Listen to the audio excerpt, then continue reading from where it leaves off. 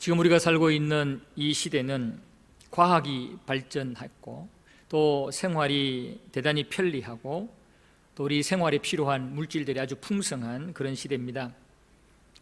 그러나 이렇게 편리하고 풍성한 환경에서도 우리 현대인들 중에는 좌절하며 낙심하며 힘들고 어렵게 살아가는 사람들이 참으로 많습니다. 낙심은 참 무서운 것입니다. 우리의 모든 의욕과 소망을 잃게 만드는 것이기 때문에 그렇습니다. 자살하는 사람의 공통점 중에 하나는 아마 낙심이라 생각해도 과언이 아닐 것입니다. 이런저런 이유 때문에 낙심하여 극단적인 선택을 하는 것일 겁니다. 정신병의 공통점 중에 하나도 낙심이라 생각할 수 있을 것입니다. 심한 충격이 낙심이 되고 또 희망을 잃었기 때문에 정신이 혼란스러워지는 것입니다. 현대인들이 앓고 있는 병 중에 아주 많은 분들이 앓고 있는 병이 바로 이 낙심의 병이라고 할 수가 있을 것 같습니다. 우리나라의 경우는 좀 더 심한 것 같습니다. 그것은 우리 대한민국의 자살률을 보면 알 수가 있습니다. 대한민국은 OECD 국가 중에서 자살률이 1위입니다. 전 세계에서 자살률이 4위입니다. 제대로 경제적으로나 국방이나 모든 외교 면에서 갖추고 있는 그런 나라들 중에서 대한민국의 자살률이 1위입니다. 10만 명 중에 28.6명이 자살한다고 합니다. 엄청난 자살률입니다. 그런데 이것이 점점 그 자살하는 평균 연령이 낮아지고 있고 자살률이 점점 높아지고 있다는 데 더 심각한 문제가 있습니다. 그만큼 우리나라에 좌절하고 낙심하는 그러한 사람들이 많다는 것입니다. 이 낙심이라는 이 고비를 넘기지 못하면 정상적이고 행복한 삶을 살 수가 없습니다. 이것은 영적 세계에서 신앙생활에서도 마찬가지입니다. 우리 그리스도인들이 신앙생활 하다 보면은 낙심할 상황들을 참 많이 만납니다. 그래서 이 낙심할 상황을 잘 이기고 넘어가면 성장하고 신앙이 성숙하게 되는데, 그러나 이 낙심의 상황을 극복하지 못하게 되면은 신앙에 침체가 오거나 아니면 신앙을 잃을 수도 있습니다. 우리 그리스도인들에게 낙심은 믿음과 정반대의 개념이라고 할 수 있습니다. 믿음이 없는 사람이 낙심합니다. 믿음이 약한 사람이 낙심합니다. 반대로 믿음이 있으면 낙심하지 않는다는 겁니다. 믿음이 있으면 견뎌낸다라는 것입니다. 교회와 그리스도인들이 낙심하고 좌절하는 경우는 참 믿음이 없거나 아니면 믿음이 부족하기 때문에 그렇습니다. 우리 그리스도인들에게도 낙심은 참 무서운 그러한 결과를 초래하는 무서운 것인데, 이 낙심 때문에 신앙의 정체성이 흔들리고 또 이 낙심 때문에 신앙의 길에서 이탈하는 그런 사람들이 주변에 많이 있습니다. 따라서 우리는 낙심될 상황과 환경을 잘 관리해야 되고, 절대로 우리는 낙심이 되지 않도록 빨리 벗어날 수 있는 그러한 노력들을 해야 됩니다. 특히 우리 그리스도인들에게는 이 마귀 사탄이 계속해서 우리를 낙심하도록 공격합니다. 조그마한 문제를 아주 크게 만들어가지고, 조그마한 속상함과 억울함을 아주 크게 만들어가지고 자꾸 우리로 하여금 낙심하게 만들고 좌절하게 만들어요. 이것이 사단의 우리의 신앙생활의 회방과 영적 공격입니다. 따라서 우리는 이 모든 상황들을 알고 낙심이 얼마나 우리 신앙생활에 위험한 것인 줄 알고 절대로 우리는 낙심하지 말아야 됩니다. 우리 교회와 그리스도인들은 어떤 상황에서도 낙심하지 말아야 합니다. 잠언 24장 16절에 보면은 대저 의인은 7번 넘어져도 다시 일어나려니와 악인은 재앙으로 말미암아 엎드러지느니라 라고 말씀을 합니다. 악인들은 낙심하고 절망할지라도 하나님의 백성된 의인들은 어떤 상황에서도 낙심하지 말고 믿음으로 견디고 이겨낼 수 있다, 또 이겨내야 된다는 말씀입니다. 혹시 지금 우리 성도님들 중에 어려운 상황 속에서 마음이 많이 힘든 분들 있습니까? 낙심이 될 그런 위기 상황 속에 있는 분들이 계십니까? 신앙생활에서, 사회생활에서, 가정생활에서, 또 우리 자녀들은 학업생활에서 이런저런 이유로 우리가 어려운 상황 속에 있는 분들 계십니까? 절대로 낙심하시면 안 됩니다. 절대로 낙심하시면 안 됩니다. 아무리 힘들고 절망적인 그런 생각들이 들어도 빨리 쫓아내야 됩니다. 이 낙심의 상황에서 벗어나야 됩니다. 특별히 이 코로나19의 여파로 많은 사람들이 지금 낙심하고 있고 낙심의 위기를 맞고 있을 텐데, 절대로 우리는 이런 상황에서 그냥 분위기에 흘러가면서 낙심하며 포기하는 그런 모습을 가지면 안 됩니다. 말씀드렸던 잠언 24장 16절 말씀을 꼭 기억하시기를 바랍니다. 우리는 그리스도 예수 안에서 하나님 앞에 의인된 자들이기 때문에 7번 넘어져도 또 일어납니다. 하나님이 이렇게 주십니다. 우리의 실수로 그랬던, 다른 사람의 공격으로 그랬던, 영적으로 공격받아 그랬던, 하나님이 우리를 일으켜 세워주십니다. 우리와 함께 하시는 성령께서 우리를 회복시켜 주시고 일으켜 세워주십니다. 이것을 믿고 우리는 낭망하지 말고 또 일어서 가야 하는 것입니다. 이것이 바로 의인의 특징이고 하나님의 백성된 우리 그리스도인들의 모습입니다. 여러분, 우리가 믿는 하나님이 어떤 하나님입니까? 죽은 하나님 아니잖아요. 살아계신 하나님이잖아요. 우리 하나님 전능하신 하나님이잖아요. 말씀으로 천지 우주를 창조하신 그런 능력의 하나님이시잖아요.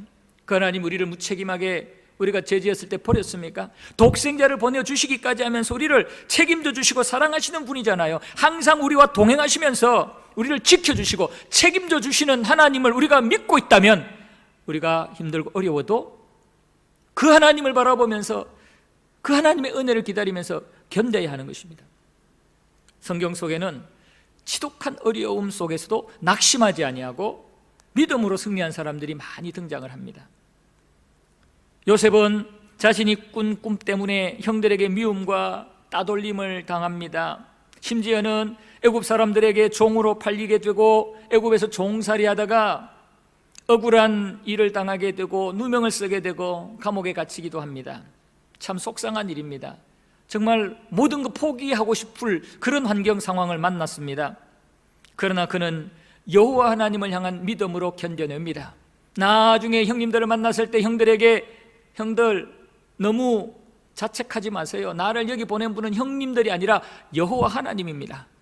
하나님이 자신을 거기 보내었다고 생각을 해요. 그랬더니 이 요셉은 이런저런 대우를 받아도, 배신을 당하고 억울한 일을 당해도 낙심이 되지 않았던 겁니다. 이겨낼 수가 있었던 것입니다.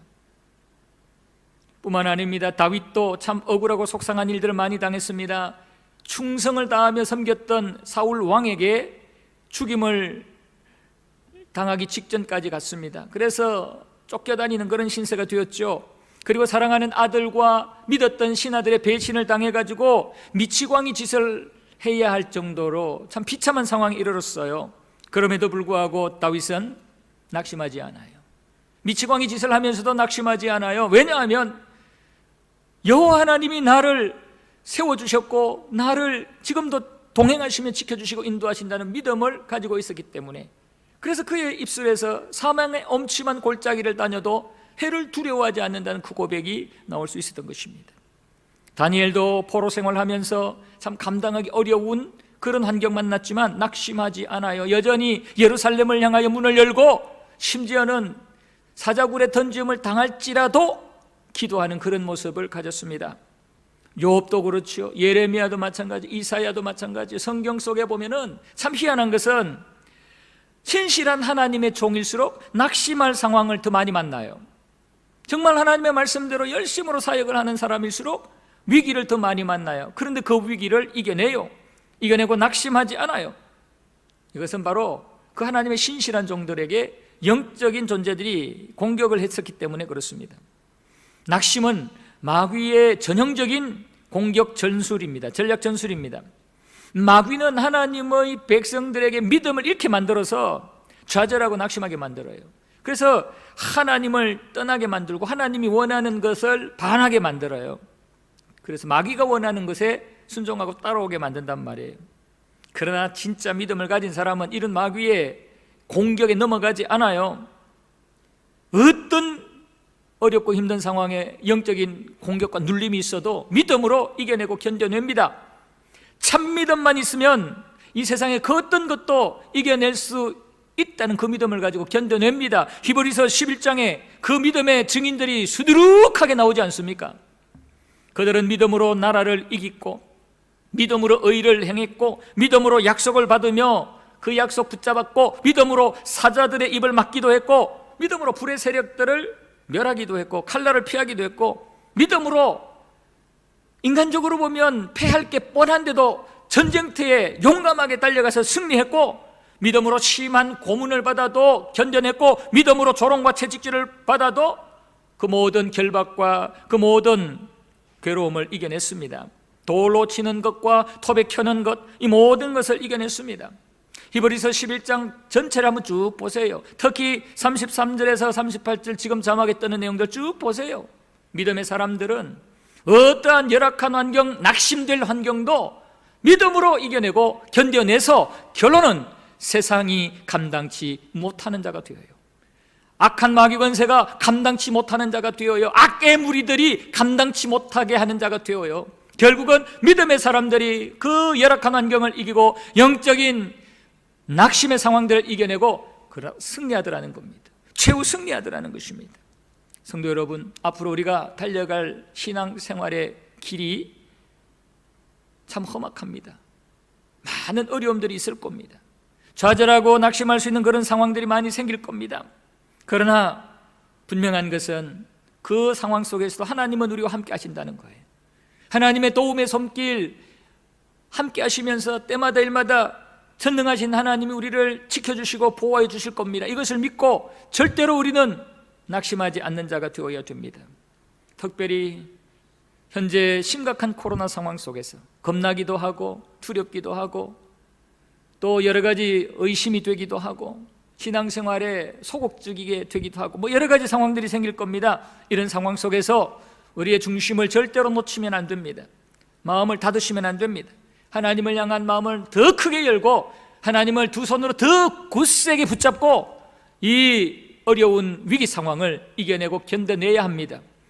다니엘 비상기도회를 통해서 하나님을 더 간절히 붙잡고 하나님이 주시는 힘과 능력으로 무장해서 이겨내시기를 바랍니다.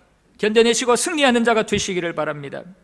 그렇다면 어떻게 우리가 이 위기를 견뎌낼 수 있을까? 오늘 본문의 내용들을 가지고 세 가지 정도 살펴보려고 합니다. 먼저 생각할 것은 우리가 낙심하지 않으려면 모든 것이 하나님의 은혜로 되어진다는 것을 깨달아야 됩니다. 하나님의 은혜, 자비와 긍휼로 베풀어져서 우리가 이 땅의 모든 삶을 결국은 이길 수 있다는 것을 깨달아야 된다라는 거예요. 바울은 성경 속에 그 누구 못지않게 많은 어려움을 당했지만 낙심하지 않고 끝까지 견디고 승리한 우리 믿음의 좋은 본보기가 되는 조상입니다. 바울은 예수님을 만나고 난 뒤에 복음을 전하다가 수많은 죽음의 고비를 넘기고 위험의 순간을 맞이하게 됩니다. 고린도후서 11장 23절 이하의 말씀을 쭉 보시면 내가 수고를 넘치도록 했다. 옥에 갇히기도 많이 했고 매도 수없이 맞았고 죽을 뻔하는 고비도 수없이 넘겼다라고 부릅니다. 태장으로 맞고 한 번 돌로 맞고 또 40에 하나 감한 매를 5번 맞고 또 배를 타고 가다가 파손된 경우가 3번씩이나 있었고 강과 강도와 또 동족들에게 이방인들에게 살해의 위협을 수도 없이 넘겼다. 거짓 형제들의 위협도 받았고 자지 못하고 굶주리고 여러 가지 힘들고 고달픈 상황을 만날 때가 얼마나 많았는지 춥고 배고파서 헐벗을 때도 너무너무 많았다라고 고린도후서 11장 23절 이하에서 쭉 얘기합니다. 그러나 중요한 것은 이 열악한 환경에서도 이 힘든 상황에서도 바울은 낙심하지 않았다. 바울은 반대자들로부터 미움과 모함과 억울한 일을 수없이 당했지만 그것들로부터 낙심하지 않았다라고 고백을 합니다. 뿐만 아니에요. 바울은 자신의 몸에 이 병이 이게 고쳐지지 않아가지고 너무너무 힘들었어요. 고린도서 12장 7절에 보면은 여러 계시를 받은 것이 지극히 크므로 너무 자만하지 않게 하시려고 내 육체의 가시 곧 사탄의 사자를 주셨으니 이는 나를 쳐서 너무 자만하지 않게 하려 하심이라. 육체의 가시, 이것은 질병을 얘기하는데 구체적으로 어떤 질병인지는 말씀을 하지 않아요. 그러나 어떤 사람은 안질, 어떤 사람은 소화병, 여러 가지 하여튼 되게 생활하기가 힘든 병을 앓고 있었다라고 추측을 합니다. 하나님 앞에 간절히 기도했는데 하나님이 고쳐주지 않아가지고 이게 가시같이 자기에게는 참 힘든, 그렇지만 그것 때문에 더 기도하게 되고 하나님 앞에 교만하지 않게 되었다라고 얘기해요. 낙심하지 않아요. 원망 불평하지 않아요. 지금 바울이 놀다가 딴짓하다가 이런 상황을 맞이합니까? 아니에요. 누구보다도 신실하게 복음을 전했어요. 누구보다도 신실하게 하나님이 원하는 삶을 살았어요. 정말 복음을 전하기 위해서 올인을 하고 있었단 말이에요. 그런데 그의 환경은 너무나 힘들었어요. 정말 주변에 너무 괴롭히고 힘들게 하는 사람도 많았고 환경도 많았어요. 오늘 본문에서는 고린도 교회의 상황이 바울에게는 또 너무너무 힘든, 실망하게 만드는 그런 상황이었어요. 고린도 교회로 하여금 지금 바울은 실망할 수밖에 없는 그런 상황인데, 그럼에도 불구하고 바울은 실망하거나 낙심하지 않아요. 복음을 위해서 올인하며 열심으로 했는데 그것이 본인이 기대했던 그런 모습으로 영광스럽게 열매로, 결과로 드러나지 않았는데도 불구하고 그는 전혀 고민하거나 괴로워하지 않아요. 바울이 이렇게 악조건 속에서도 낙심하지 않고 견딜 수 있었던 것은 바로 모든 자신의 사역과 삶이 하나님의 은혜와 긍휼로 이루어지고 있다는 것을 믿었기 때문에 그렇습니다. 오늘 1절 말씀 보십시오. 그러므로 우리가 이 직분을 받아 긍휼하심을 입은 대로 낙심하지 않는다 그랬어요. 긍휼하심을 입은 대로. 이 말씀은 긍휼하심으로 나의 모든 사역이, 나의 모든 삶이 인도받고 있다라는 거예요. 내가 잘나고 또 내가 가지고 있는 힘과 능력으로 살아야 되고 여러 가지 상황들, 환경들을 이겨내고 극복해야 되는 그게 아니고, 지금까지도 앞으로도 지금 현재 상황을 극복하는 것도 내 힘으로, 내 경험으로가 아니라 하나님의 자비와 은혜로 그 모든 것들을 극복할 수 있게 하셨다라는 거예요. 바울은 낙심하지 않을 수 있었던 것은 내 힘이 아니라 하나님의 은혜로, 하나님의 긍휼로 이 모든 상황들, 앞으로 남은 인생도 다 해결되어지고 인도받게 될 것을 믿었기 때문에 낙심하지 않았습니다. 여러분, 누군가가 나를 따라다니면서 나의 부족함을 채워주시는 그러한 아주 힘있고 능력 있는 그런 분이 있다면 얼마나 든든합니까? 내가 실수해도 그분이 다 해결해 주니까, 내가 필요한 것 있으면 그분이 쫓아와서 다 채워주고 공급해 주니까, 그런 사람이 있으면 얼마나 좋아요. 나는 한없이 부족한데 나의 부족함을 언제든지 달려와서 채워줄 수 있는 그런 분이 있으면 든든할 겁니다. 바울이 그랬다는 거예요. 바울이 개인의 삶을 살고 또는 복음을 증거하는 사역을 할 때 많은 힘들고 어려운 여건이 오고 원수 마귀의 종로로 타는 자들의 회방자들이 나타났지만 그것으로 인해서 낙심하지 않은 것은 지금 나와 함께 하시는 하나님이 나에게 긍휼을 베풀어 주시고 은혜를 주셔서 내 힘이 아닌 하나님의 능력으로 그것을 이기게 하실 것을 믿었기 때문에 낙심하지 않았다는 겁니다. 여러분, 지금도 마찬가지입니다. 하나님은 우리와 항상 함께 하십니다. 성령님은 지금 우리와 동행하십니다. 우리 안에 내주하십니다. 예수님은 우리와 항상 함께 하시면서 우리와 연합해서 우리의 모든 상황을 다 알고 계십니다. 그래서 우리가 힘들고 어려울 때마다, 답답하고 속상할 때마다 우리 하나님은 다 알고 계시고, 내 안에 거하시는 성령님은 애통해하고 계시고, 우리 구주 예수님께서는 우리를 위해서 도구하고 계세요. 다 알고 계세요.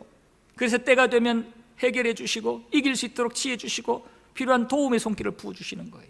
그 하나님 우리가 믿게 되면은 우리가 펼쳐지고 있는 여러 가지 상황들을 우리가 잘 이겨내고 극복할 수가 있는 겁니다. 그래서 바울은 이런 하나님의 자비와 긍휼을 믿고 있었기 때문에 아무리 주변에서 죄 와도 주눅들지 않고 낙심하지 않고 당당하고 담대하게 살았습니다. 하나님이 나에게 언제든지 자비와 긍휼을 베풀어 주실 것을 믿고 아주 주눅들지 아니하고 낙심하지 아니하고 당당하고 담대하게 살았어요. 그리고 어떤 어려운 상황, 그 상황 속에 잘못되어지는 것 또는 복음을 전했는데 상대방이 복음을 거부하고 받지 않는 이 모든 것은 다 마귀 사단의 방해 때문이라고 생각을 했어요. 3절을 보면 만일 우리의 복음이 가리었으면 망하는 자들에게 가려진 것인데 그 중에서 이 세상의 신이 믿지 아니하는 자들의 마음을 혼미하게 하여 그리스도의 영광의 복음의 광채가 비치지 못하게 함이니. 그러니까 이 세상의 신이 뭐예요? 바로 이게 마귀 사단이잖아요. 이 세상 신이 바울을 통해서 복음을 전하는데 그 복음을 받은 자들의 마음을 혼미하게 만들어서 예수님을 믿지 못하게, 영접하지 못하게 만들어서 예수님을 거역한다는 거예요. 복음을 거역한다는 거예요. 그러니까 바울이 복음을 거역하는 자들이 자기를 미워하고 또 여러 가지 열악한 환경, 힘든 환경 속에 힘들 때마다 이런 생각들을 하면서 이 환경을 하나님의 은혜로 극복할 수 있다고 믿으니까 담대함이 생기고 자신감이 생기는 겁니다. 그래서 5절에 보면은 흔들림 없이 오직 나는 예수 그리스도가 구주 되심을 겸손하게 전하노라 라고 말씀을 하는 거예요. 우리가 전파하는 것은 우리 자신도 아니고 인간의 모습도 아니고 오직 그리스도 예수의 주 되신 것, 그리고 우리가 그 복음을 전하기 위해서 그리스도의 종되고 너희들의 종된 것을 전하는 것이다 라고 얘기를 합니다. 그러니까 바울의 이 고백이 얼마나 지금 담대하고 아주 단호합니까? 얼마나 당당합니까? 이 모든 것은 바로 바울은 자신을 의지하지 아니하고 전능하신 하나님을 의지하고 예수 그리스도의 자비와 긍휼을 의지하고 있기 때문에 그렇습니다. 여러분, 우리가 낙심하지 않기 위해서는 날마다 때를 따라 돕는 하나님의 자비와 긍휼을 믿어야 되고 그 자비와 긍휼 속에 살아야 됩니다. 그럴 때 어떤 환경에서도 우리는 그것을 이겨내고 하나님이 기뻐하시는 영광의 삶을 살 수가 있을 것입니다. 두 번째, 바울이 낙심하지 않을 수 있었던 것은 철저하게 예수님과 하나가 되었어요. 바울은 자신을 질그릇과 같이 약하고 미천한 자다라고 표현을 합니다. 그래서 질그릇과 같은 자다라고 표현을 합니다. 그런 질그릇과 같이 약한 자신에게 하나님의 빛이 비침으로 예수님이 구주가 되신다는 것을 믿게 되고 그 예수님과 영접해서 하나가 되었다라고 고백합니다.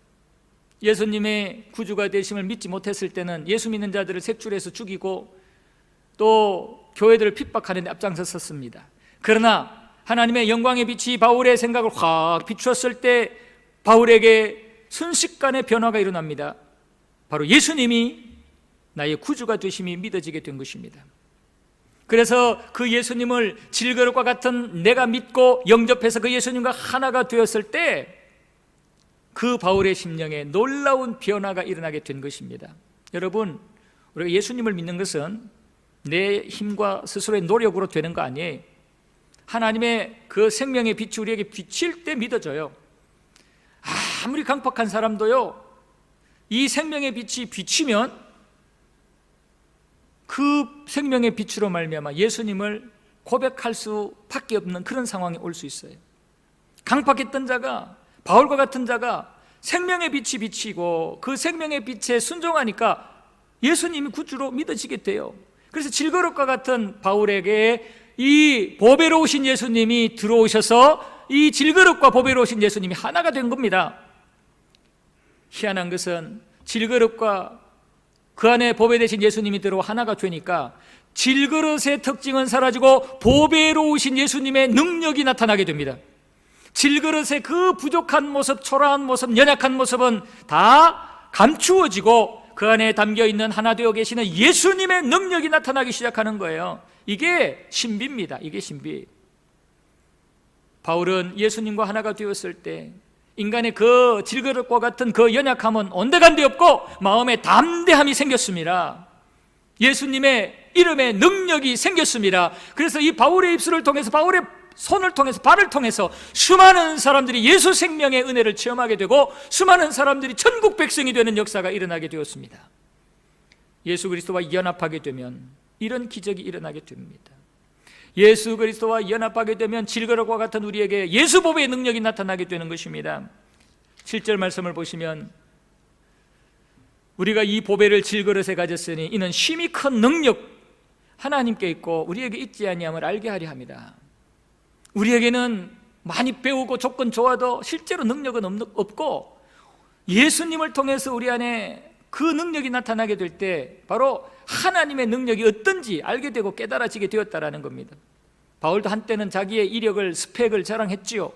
그러나 예수 능력을 체험하고 난 뒤에 질거릴 것 같은 자신에게 예수가 들어와서 예수 보배로운 생명의 능력을 체험하고 난 뒤에 바울은 달라지게 됩니다. 그래서 이제는 내 안에는 내가 사는 것이 아니라 예수가 살아서 예수 능력이 나타난다, 이 생각을 합니다. 여러분, 예수님의 능력은 우리의 능력과는 차원이 다르지 않습니까? 우리 예수님은 전능하신 창조주의 능력입니다. 우리 예수님의 능력은 부활하신, 사망 권세를 이기신 부활하신 생명의 능력입니다. 우리 구주 예수님은 우리 피조물된 인간들과는 차원이 다른 그런 능력입니다. 바로 이 능력을 예수님과 연합하여 믿게 되었을 때 두려움을 이기더라는 거죠. 그리고 최악의 상황에서도 낙심이 되지 않더라는 거예요. 8절 이하의 말씀에 쭉 보시면 4번의 다른 단어들을 사용해서 최악의 상황인데도 낙심하지 않았다는 표현을 쓰고 있어요.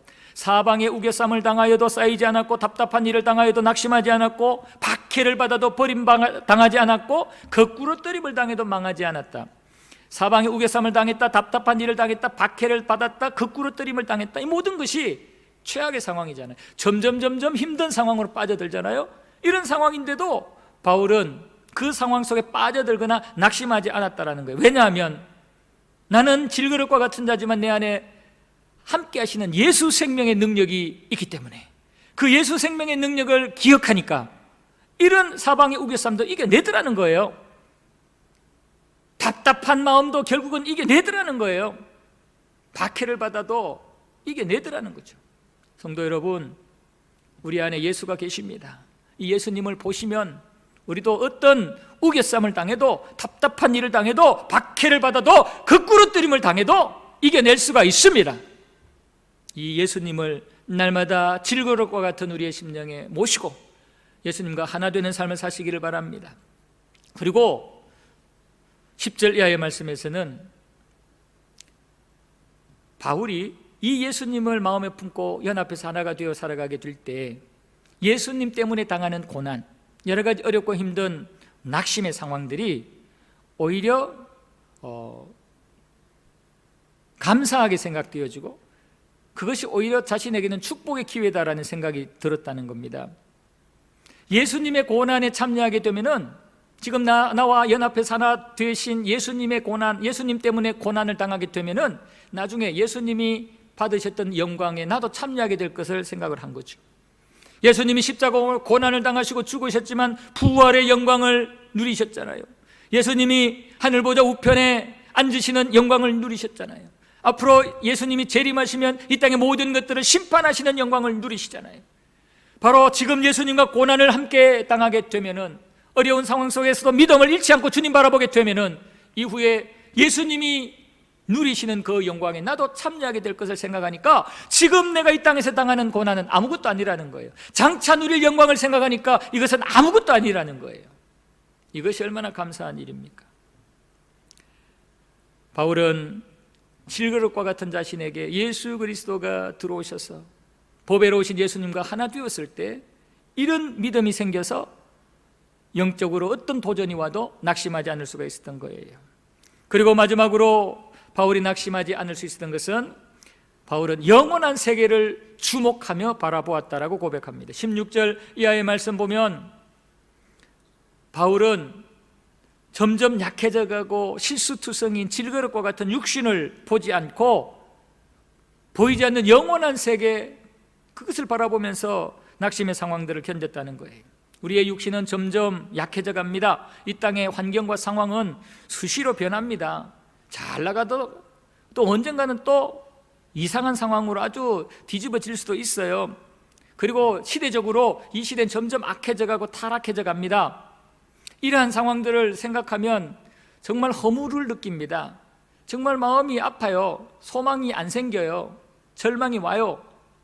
이 땅의 모든 것들을 보면 앞으로 어떻게 살까 막 두려움이 오고 낭망이 와요. 바울은 이런 상황들을 보지 아니하고, 이런 육체적인 환경과 상황을 보지 아니하고 자신에게 들어오셔서 자신과 하나 되신 보배로우신 예수를 바라보면서 그 예수님과 함께 영원한 영광을 누릴 그날을 생각하면서 보이지 않는 그 세계를 바라보며 살았다는 거예요. 그럴 때 바울은 그 사람은 점점점 낡아져도, 우리의 삶의 환경은 점점 열악해져도 바울의 심령은 새로워지더라는 거예요. 바울의 심령이 새로워졌다는 말은 속 사람이 막 힘이 생겼다는 말이에요. 희망이 생겼다는 말이에요. 자신감이 생겼다는 말이에요. 열정이 생겼다는 말이에요. 주변의 사람들은 희득희득 자빠지는데 낭망하고 그냥 좌절하고 그냥 원망하고 그러는데, 이렇게 보이지 않는 영원한 세계를 바라보는 바울에게는 힘이 솟아났다는 거예요. 소망이 생기고 열정이 생기더라는 거예요. 환난이 아무것도 아니게 느껴지더라는 거예요. 앞으로 하나님과 누릴 그 영광을 생각하니까 아무것도 아니더라는 거예요. 이 땅에서 당하는 고난은 아무것도 아니게 느껴지더라는 거예요. 여러분, 앞으로 누릴 큰 영광을 우리가 보배 되신 예수님을 통해서 누릴 것을 진짜로 우리가 보여지고 느껴진다면 우리에게도 이런 은혜가 임하게 되는 겁니다. 이 땅에서 어떠한 상황도 큰 문제가 되지 않습니다. 그럴 때에 바울은 환난을 축복의 통로로 여겨졌습니다. 17절 말씀해 보시면, 우리가 주목하는 것은 보이는 것이 아니요 보이지 않는 것이니 보이는 것은 잠깐이요 보이지 않는 것은 영원함이니라. 이 보이지 않는 것을 바라보니까 그 보이지 않는 영원한 것에 들어가게 되는 것이 지금 내가 당하는 고난이라는 거예요. 이 고난을 내가 잘 통과하면 이 고난이 영원한 세계에 들어가는 축복의 통로가 되더라는 거예요. 그럴 때 바울은 낙심의 상황이 원망과 불평의 상황이 아니라 감사와 기쁨의 상황으로 여겨지더라는 거죠. 주님이 사랑하시는 우리 연합교회 성도 여러분, 작금의 우리의 현실은 너무나 우울하고 절망적입니다. 인간적으로 보면 속상하고 원망과 탄식이 터져 나올 수밖에 없는 상황입니다. 이럴 때 우리는 원망하고 불평하며 낙심하지 말아야 됩니다. 낙심은 믿음 없는 사람이 하는 거예요. 낙심은 예수님과 하나 되지 못한 사람들이 하는 거예요. 하나님의 기대에 어긋나는 거예요. 우리는 바울처럼 내 안에 계시는 한없이 부족하지만 실수투성이지만 사람들에게 멸시천대 미움을 받지만 내 안에 계시는 예수 그리스도 보배 되신 그분을 우리가 제대로 바라보게 되면은 우리를 좌절시킬, 우리를 낙심시킬 일은 아무것도 없습니다. 바울처럼 현재의 고난을 축복의 기회로 우리도 고백할 수 있고요, 우리 안에서 예수 생명의 역사가 일어나게 됩니다. 우리에게도 속사람이 새로워지고 희망과 용기와 열정이 새롭게 생길 수도 있다는 겁니다. 바울처럼 우리는 내 힘으로 살려고 하지 말아야 돼요. 하나님의 자비와 긍휼로 은혜로 살아야 되고, 현재의 문제도 하나님의 은혜로 해결하려고 노력해야 돼요. 예수 생명의 빛을 충만히 받고 보배 되신 예수 그리스도를 내가 영접하고 예수님과 하나가 되어야 돼요. 그래서 내 안에 사는 이가 보배 되신 예수가 될 때 예수 생명의 능력이 우리 가운데 나타나게 됩니다. 내 안에 계시는 그 예수님을 통해서 우리가 영원한 천국을 바라보고 천국을 소망하게 될 때 이 땅의 모든 절망적인 상황은 이거는 아무것도 아니라는 생각이 들어요. 그것 때문에 낙심하지 않게 된다는 말씀입니다. 저는 우리 연합교회 모든 성도 여러분들이 큰 물결이 설레는 이 바다와 같은 세상 속에 살면서 등대도 잘 보이지 아니하고 지금 물결이 우리를 덮쳐서 배가 뒤집힐 것 같고 내가 물속에 빠질 것 같은 이런 상황 속에서도 예수님이 보이시기를 바랍니다. 예수님이 보이시기를 바랍니다. 우리 인생의 핸들을 잡고 계시는, 우리 인생의 배에 키를 쥐고 계시는 예수님을 바라보시기를 바랍니다. 그 예수님이 말씀 한마디만 하시면 풍랑아 잠잠해라, 우리 교회를 둘러쓰고 있는 모든 악한 조건들아 떠나가라, 우리의 이름을 부르며 우리 안에, 우리 속에, 우리 주변에 역사는 악한 것들 떠나가라고 예수님께서 한마디 말씀만 하시면 순식간에 이 모든 상황들은 잠잠해지는 거예요. 이 예수님을 바라보고 믿으시고 이 예수님을 꼭 붙잡고 사셔서 참으로 어렵고 힘든 이 상황 속에서 낙심하지 아니하고 오히려 우리의 심령이 새로워져서 하나님 앞에 더 열심으로 믿음의 결단을 하며 살아가는 우리의 남은 인생들이 되시기를 축복합니다. 그리고 우리 연합교회가 되기를 주님의 이름으로 축복합니다. 아멘.